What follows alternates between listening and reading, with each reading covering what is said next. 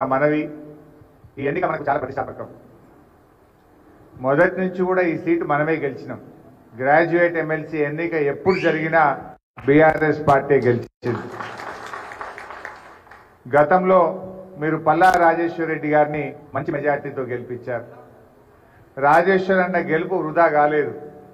రాజేశ్వర్ రెడ్డి గారిని 2 సార్లు గెలిపిస్తే కూడా ఆయన నిరుద్యోగుల కోసం, ఉద్యోగుల సమస్యల పరిష్కారం కోసం, ఉపాధ్యాయుల కోసం, ఈ ప్రాంత కార్యకర్తల కోసం అందుబాటులో ఉండి చాలా కష్టపడి పల్లా రాజేశ్వర్ రెడ్డి గారు పనిచేశారు. మరి ఇప్పుడు రాకేష్ రెడ్డి గారు కూడా వారి బాటలో కేసీఆర్ గారి నాయకత్వంలో మంచిగా పనిచేయగలిగినటువంటి సత్తా ఉన్నటువంటి వ్యక్తి మన రాకేష్ రెడ్డి గారు. ఆయన బిట్స్ పిలానీలో గోల్డ్ మెడలిస్ట్, అమెరికాలో పెద్ద పెద్ద కంపెనీల్లో జాబ్ చేసినాడు. చాలా చక్కగా మాట్లాడగలుగుతాడు, విషయ పరిజ్ఞానం ఉంది, అవగాహన ఉంది. రేపు శాసన మండలిలో మీ అందరి సమస్యల మీద గలం విప్పే సత్తా ఉన్నటువంటి వ్యక్తి రాకేష్ రెడ్డి గారు. ఎట్లయితే రాజేశ్వర్ రెడ్డి గారిని గెలిపించుకున్నామో మనం ఇప్పుడు రాకేష్ రెడ్డి గారిని కూడా గెలిపించుకునే బాధ్యత బీఆర్ఎస్ కుటుంబ సభ్యుల మీద ఉన్నది. మన అన్నగారు చెప్పారు, రమణారెడ్డి గారు ఏమన్నారంటే మా దగ్గర 14,000 ఓట్లు ఉన్నాయన్నారు. దయచేసి మీ అందరితో నేను కోరేది, మండల పార్టీ బాధ్యులు కానీ, ప్రజాప్రతినిధులు కానీ, గ్రామ శాఖ అధ్యక్షులు కానీ, మీ ఊర్లో ఎంతమంది ఉన్నారో ఆ లిస్టు తీసుకొని ప్రతి ఓటర్ను కలవండి. ఒకవేళ ఆ ఓటర్ గ్రామంలో లేకపోతే ఫోన్ చేయండి, కన్విన్స్ చేయండి.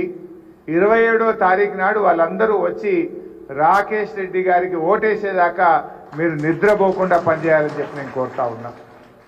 సో మీ ఊర్లో ఎన్ని ఓట్లు ఉన్నాయి? 50 ఓట్లు ఉన్నాయి. అందులో మన పార్టీ కుటుంబ సభ్యులు ఎవరు, న్యూట్రల్స్ ఎవరు, ఇతర పార్టీ వాళ్ళు ఎవరు, ఆ ఓట్లను ఏ రకంగా మనం రాబట్టాలనో ఒక ప్రణాళికబద్ధంగా మీరు కృషి చేయాల్సిన అవసరం ఉంది. ఒక్క 4 రోజులు కష్టపడండి. అంటే మార్పు ఎక్కడో ప్రారంభం కాదు, మార్పు మేధావులతోనే ప్రారంభం కావాలి, విద్యావంతులతోనే ప్రారంభం కావాలి. మార్పు మార్పు అన్న కాంగ్రెస్ నీటేందో బయటపడ్డది, అంతా తుస్సుమన్నది. బస్సు తప్ప అంతా తుస్సే, ఏమీ లేదు. 100 రోజుల్లో 6 గ్యారంటీలు అన్నారు, అయినాయే ఒకటన్నా? ఎన్ని అబద్ధాలు ఆడుతుండ్రు? 6 5 అయిపోయినాయి అంటున్నారు. రాహుల్ గాంధీ వచ్చి 6కి 6 అయిపోయినాయి అంటుండ్రు. ఇక ఆయనకు ఎంత అవగాహన ఉందో మనకు అర్థమవుతా ఉంది. మొదటి గ్యారంటీ, మొదటి మాట, అక్కా చెల్లెళ్లకు అభయహస్తం.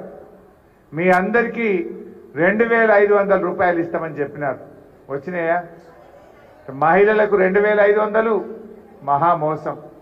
రెండవ హామీ వాళ్ళు ఇచ్చింది, రైతులకు 7,500 రూపాయలు రైతు భరోసా ఇస్తామని చెప్పారు. వచ్చిందా?